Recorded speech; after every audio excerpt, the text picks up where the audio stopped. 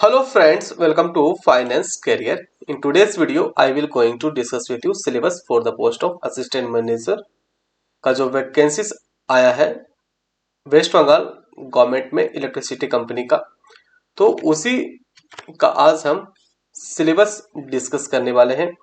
तो this video is very important and helpful for all of you. तो आप ये वीडियो काफी बढ़िया से देखिएगा, जो भी चीजें मैं बताऊं उसको आप केयरफुली सुनिएगा और इसी के हिसाब से पढ़ाई करिएगा, आपका एग्जामिनेशन काफी बढ़िया जाएगा। चलिए पहले बात कर लेते हैं। अपकमिंग एग्जामिनेशंस बहुत सारे आपके आने वाले हैं, जैसे कि पावर ग्रिड, हुडको, सभी का यहाँ पे कोर्सेस अवेलेबल है फाइनेंस कैरियर के वेबसाइट पे।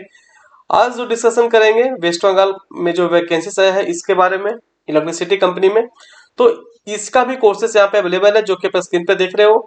ठीक है, तो assistant manager finance and accounts का बात किया जाए यहाँ पे, तो यहाँ पे जो कोर्सेस है इसमें आपको एग्जामिनेशन ओरिएंटेड आपको वीडियो से लेक्चर मिल जाएगा। ठीक है, प्रोफेशनल नॉलेज का आपको चैप्टर वाइज एमसीक्यूज मिल जाएगा, professional knowledge, quantitative aptitude, computer proficiency का आपको यहाँ पे प्रोफेशनल नॉलेज का ई बुक मिल जाएगा, आपको यहाँ पे मॉक टेस्ट मिल जाएगा, 80 मॉक टेस्ट मिल जाएगा, जो कि बिल्कुल आपका जो पेपर पैटर्न है उसी के हिसाब से ये मॉक टेस्ट बनाया हुआ है। तो जितना ज्यादा मॉक टेस्ट प्रैक्टिस करोगे उतना ही ज्यादा आपको पता चल पाएगा कि आपका तैयारी कितना हुआ और आपको कितना मेहनत करने का जरूरत है। ठीक है, आपको यहाँ पे 110 प्लस पीएसयू गवर्नमेंट का जो प्रीवियस ईयर पेपर है वो भी आपको यहाँ पे मिलने वाले हैं। तो इतने सारे मटेरियल आपको सिर्फ और सिर्फ फाइनेंस कैरियर ही प्रोवाइड करता है। तो आप आज ही विजिट करके कोर्सेज खरीद सकते हो, फाइनेंस कैरियर के वेबसाइट पे विजिट करिए और यहाँ से कोर्सेज परचेस करके अपना तैयारी को काफी बढ़िया कर सकते हो।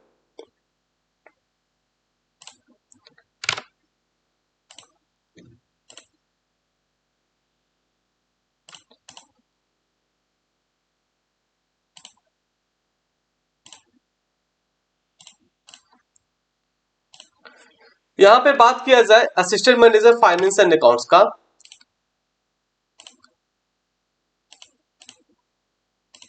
तो यहाँ पे सीए, सीएमए और एमबीए फाइनेंस वाले लोग यहाँ पे एलिजिबल रहने वाले हैं।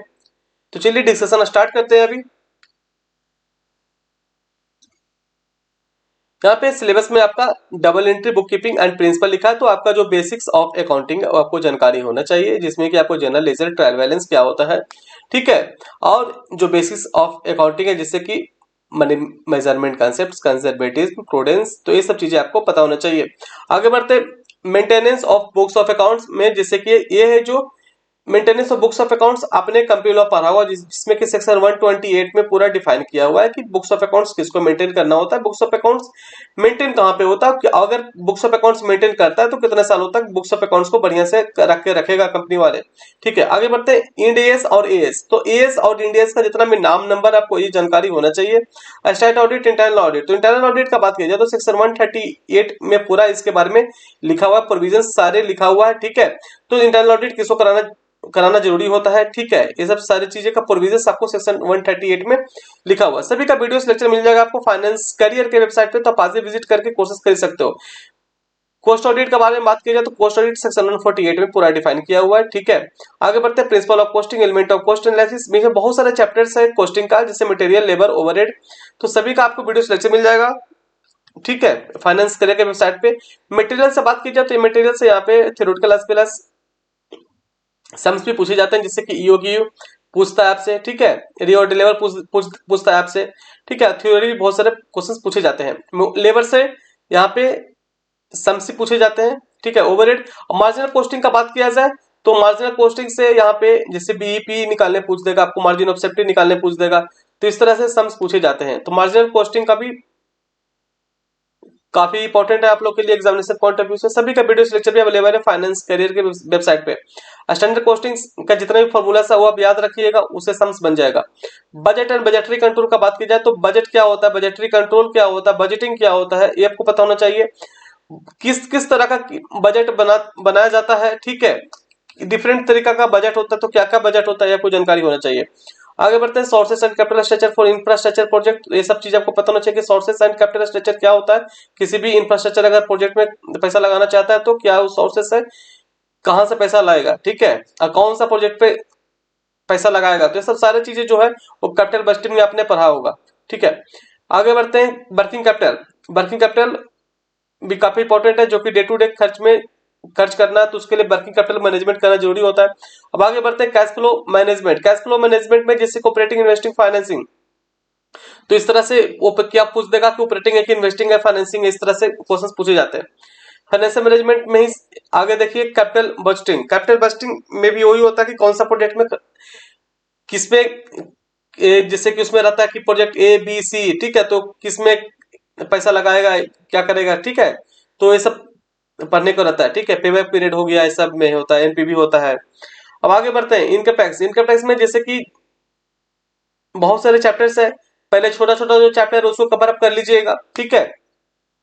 उसके बाद 5 हेड्स ऑफ इनकम पे आप बढ़िएगा। उसके बाद इनकम टैक्स में एक और इंपॉर्टेंट टॉपिक है आईसीडीएस का, बस आपको नाम नंबर याद रखना है। अब आगे बढ़ते हैं कॉस्ट अकाउंटिंग स्टैंडर्ड होता है, तो उसको आपको नाम नंबर पता होना चाहिए। लॉ में बात किया जाए, लॉ में तो लॉ में कंपनी एक्ट में जैसे कि प्रोस्पेक्टस हो गया, डिविडेंड हो गया, डायरेक्टर का जो चैप्टर हो गया, ऑडिट कमेटी हो गया, ये सब चीज आपको पता होना चाहिए। आईबीसी कोड आपको पता होना चाहिए। अदर लॉ में बात किया जाए तो जैसे बैंकिंग एक्ट हो गया, इंश्योरेंस एक्ट हो गया, तो ये सब चीज आपको पता होना चाहिए। अदर लॉ में बहुत सारे लॉ हो गया, जैसे कि नेगोशिएबल एक्ट हो गया, और भी बहुत सारे लॉ है, ठीक है। तो सभी का वीडियो लेक्चर आपको फाइनेंस करियर के वेबसाइट पे मिल जाएगा, ठीक है। आगे बढ़ते हैं जीएसटी। जीएसटी भी बहुत सारे मतलब जीएसटी भी बहुत सारे चैप्टर्स है, जैसे कि जीएसटी का जो बेसिक्स है, ठीक है। आगे जीएसटी में बात करें तो जीएसटी काउंसिल क्या होता है, ठीक है, जीएसटी काउंसिल में कौन कौन लोग होते हैं, ठीक है। Type of supply, place of supply क्या होता है, ठीक है। तो कंपोजिट सप्लाई क्या होता है, मिक्स सप्लाई क्या होता है, कंपोजिशन स्कीम क्या होता है, ठीक है। तो इस तरह से बहुत ही इंपॉर्टेंट टॉपिक्स है जीएसटी में, सभी का वीडियो लेक्चर आपको मिल जाएगा फाइनेंस कैरियर के वेबसाइट पे। मिक्स सप्लाई भी काफी इंपॉर्टेंट होता है यहाँ पे। तो यहाँ पे सिलेबस ए जो है, ए सिलेबस है assistant manager finance and accounts का। तो आपको अगर बढ़िया तैयारी करना है, ये इतना सिलेबस में इसके इससे ज्यादा ही आपको वीडियो लेक्चर मिल जाएगा, जितना आपको यहाँ पे लिखा है इससे ज्यादा ही आपको वीडियो लेक्चर मिलेगा। जो भी आपके एग्जामिनेशन पॉइंट ऑफ व्यू से जो भी इंपॉर्टेंट होगा, सभी का आपको वीडियो लेक्चर मिल जाएगा, आपको ई बुक मिल जाएगा, आपको यहाँ पे मॉक टेस्ट मिल जाएगा, आपको प्रीवियस ईयर पेपर मिल जाएगा, बहुत सारे गवर्नमेंट पीएसयू का जो एग्जामिनेशन हुआ है पहले, ठीक है। तो बहुत सारे मटेरियल आपको मिलने वाले हैं बहुत ही मिनिमम कॉस्ट पे। तो अगर आपको बढ़िया तैयारी करना है तो आप आज ही विजिट करिए फाइनेंस करियर की वेबसाइट पे, यहाँ से कोर्सेज परचेस करके आप अपना तैयारी को बढ़िया कर सकते हो।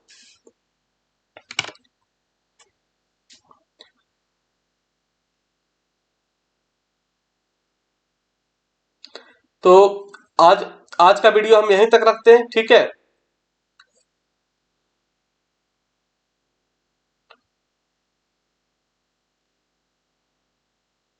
Thank you.